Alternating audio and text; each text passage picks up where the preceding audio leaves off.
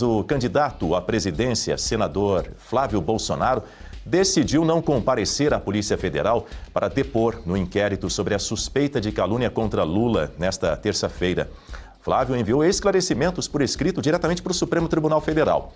A investigação, vale lembrar, começou depois de uma publicação de Flávio nas redes sociais em janeiro deste ano, após militares dos Estados Unidos capturarem o ditador da Venezuela, Nicolás Maduro, e o levarem para uma prisão em território americano. No post, o senador cita Lula e crimes de lavagem de dinheiro e tráfico internacional de drogas e de armas. Na petição, a defesa sustenta que a publicação não pode ser interpretada como uma acusação direta contra Lula. Vou para o telão para receber a Guta Pini nessa manhã de quarta-feira. Bom dia, Guta. Seja muito bem-vinda. Muito bom tê-la conosco mais uma vez.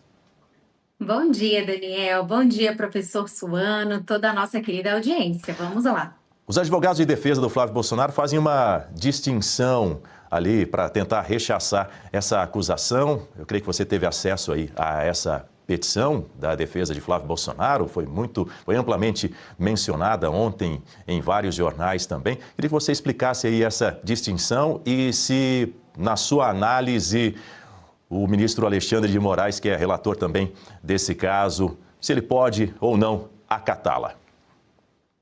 Bom, vamos lá, Dani. Primeiramente, qual que é o contexto em que essa defesa foi protocolada? A Polícia Federal, ela já indiciou o senador Flávio Bolsonaro pelo crime de calúnia. Para a polícia, já existem claros indícios, essa é a palavra que a polícia utilizou. Claramente está ali caracterizado o crime de calúnia. Só que para isso e para frente precisa da denúncia do Ministério Público, da Procuradoria-Geral da República. E aí é nesse contexto em que a PGR abre mais uma oportunidade para que o senador se manifeste. E aí, com base nisso, a PGR vai decidir se ela oferece ou não a denúncia. E aí, o que a defesa trouxe nesse momento? Porque, lembrando, a ideia inicial era que o senador prestasse um depoimento, fosse lá e prestasse os seus esclarecimentos, mas, diferente disso, ele preferiu mandar por escrito os seus esclarecimentos. Por conta disso, esse depoimento não aconteceu.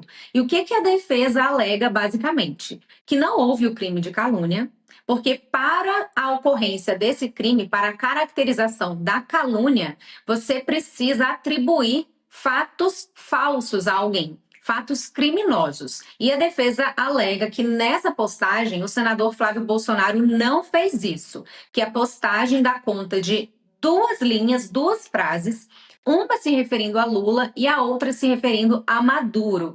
E justamente onde tem a capitulação dos crimes, ali, como você bem disse, tráfico internacional de drogas e armas, lavagem de dinheiro, suporte a terroristas e afins, essa frase estaria direcionada a Nicolás Maduro e não a Lula.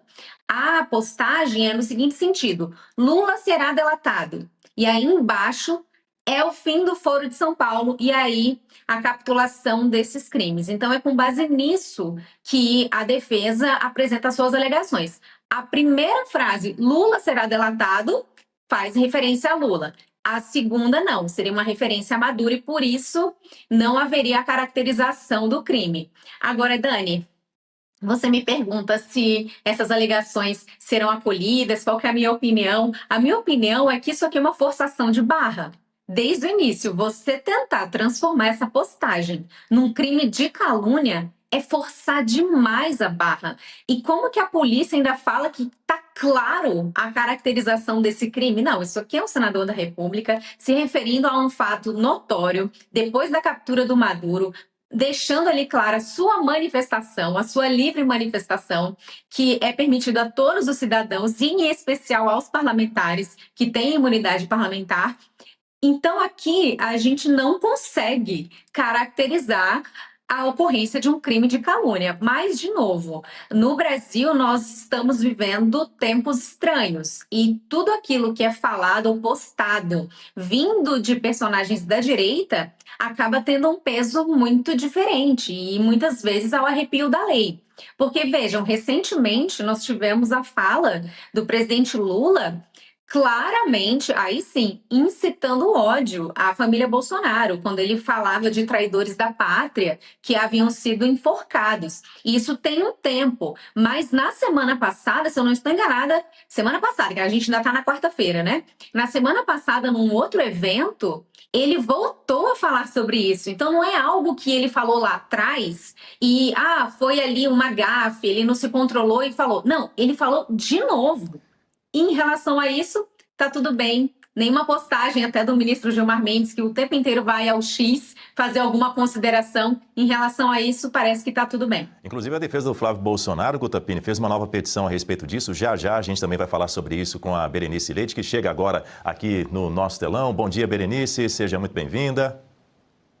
Bom dia, Daniel, Guta, professor Suano e, claro, bom dia especial para você que está nos assistindo. Bom, enquanto isso, depois desse episódio em Brasília ontem, né, dessa ausência do Flávio Bolsonaro nesse depoimento para a Polícia Federal, mandou lá por escrito, o ministro Alexandre de Moraes, Berenice, determinou que a PGR se manifeste em 15 dias sobre essa não realização do depoimento do Flávio Bolsonaro nesse inquérito que o investiga por suspeita de caluniar Lula. Sua análise.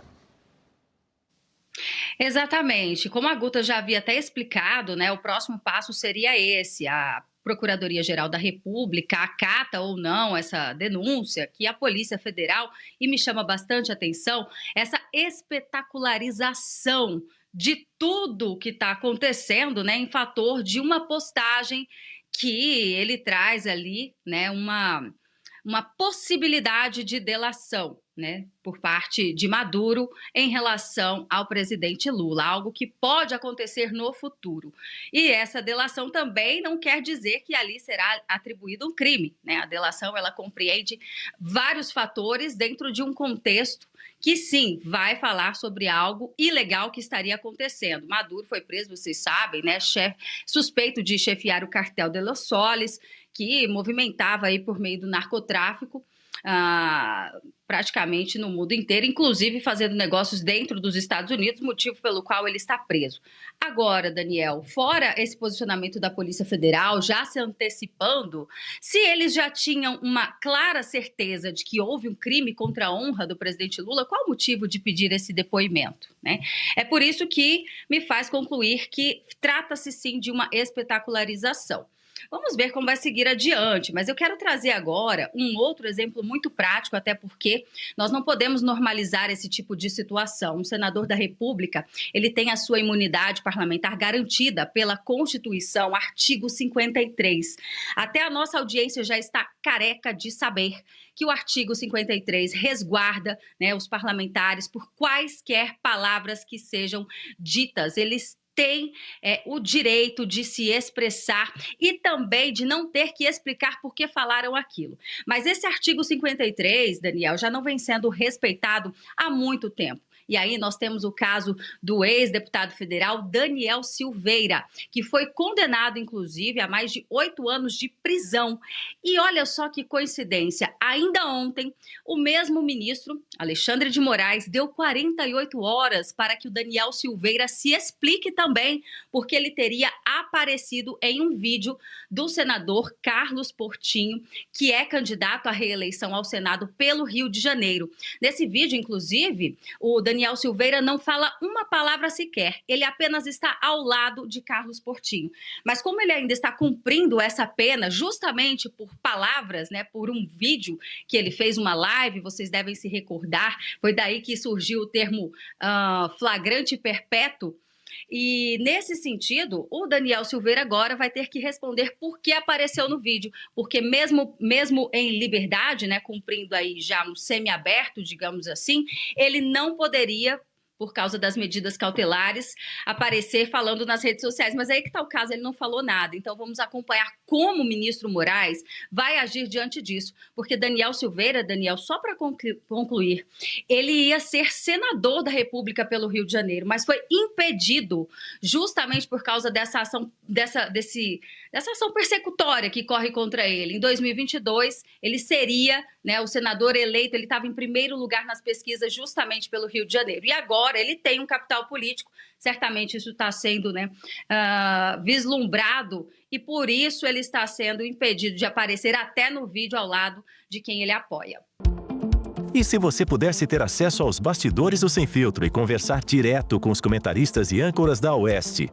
Agora, isso é possível com o Clube de Membros do nosso canal no YouTube. O clube foi criado para quem quer dar um passo além e fazer parte de uma comunidade exclusiva. São 3 níveis de assinatura, pensados para aproximar você da nossa equipe. No plano apoiador, você ganha destaque no chat, figurinhas personalizadas e acesso a publicações exclusivas na comunidade do canal. Quer estar ainda mais perto da Oeste? Nos níveis Engajado e VIP, nós liberamos acesso às lives fechadas com nossos apresentadores e comentaristas, nas modalidades mensal ou semanal. Você também participa de sorteios de livros e produtos da Oeste, além de acesso antecipado a vídeos e a uma visão direta dos bastidores do programa Oeste Sem Filtro. Faça parte do nosso clube de membros e tenha acesso a lives exclusivas comigo e com todo o time da Oeste. Se você acredita na importância de um jornalismo livre, independente e comprometido com os fatos, clique agora no botão Seja Membro e conheça todos os detalhes e vantagens de cada plano.